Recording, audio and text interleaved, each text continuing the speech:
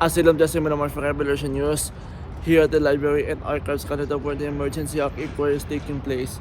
Folks, yesterday, day 10, yes, they actually continued the cross-examination of Superintendent Robert Bernier of the OPS.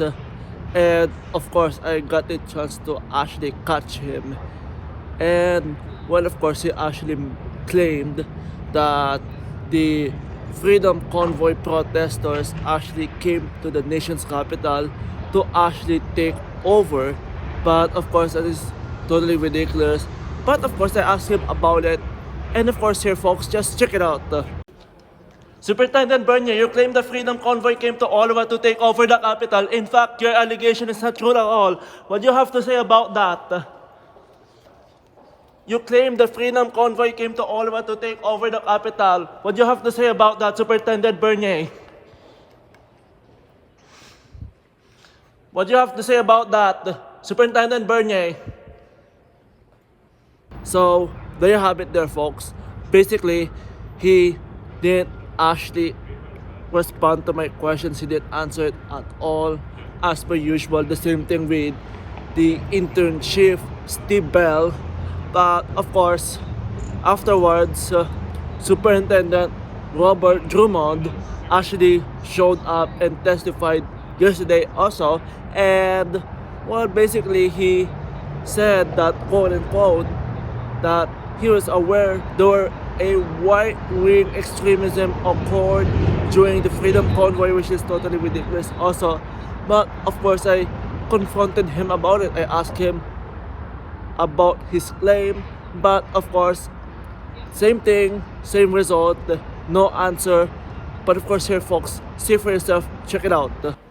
Superintendent Drummond, you claim that there were right-wing extremism occurred during the Freedom Convoy. Can you provide me some examples of the right-wing extremism that you're claiming about? Just one. Can you provide me some? So, there you have it there, folks.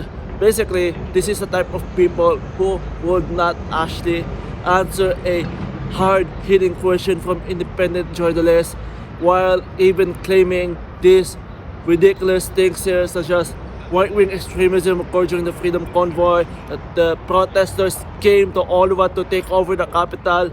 In fact, that is not the case at all, that the truckers and the protesters came to Ottawa to protest the vaccine mandates and all the COVID restrictions that the government had imposed, and of course protesting the discrimination that they faced during these 2 years of the supposedly pandemic, and of course the emergency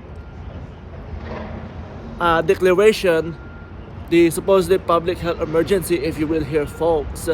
But obviously, once again, this is the type of people who actually more than willing to back the narrative and back the claims that has been debunked multiple times.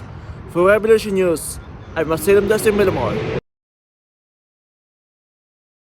Folks, if you want to actually be kept up to date on what's happening here at the inquiry by heading over to revolutionnews.ca/emergency act commission. That's revolutionnews.ca/emergency act commission.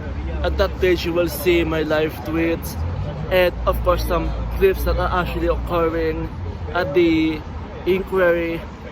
And of course, here folks, while you're there, please consider chipping in by heading over to donorbox.org/emergency act commission. That's donorbox.org/emergency act commission. And of course, here folks, once again, if you could actually chip in here by kicking a buck or two, that will be greatly appreciated, as it will help me cover my travel expenses covering the Emergency Act inquiry here at the nation's capital. Thank you so much.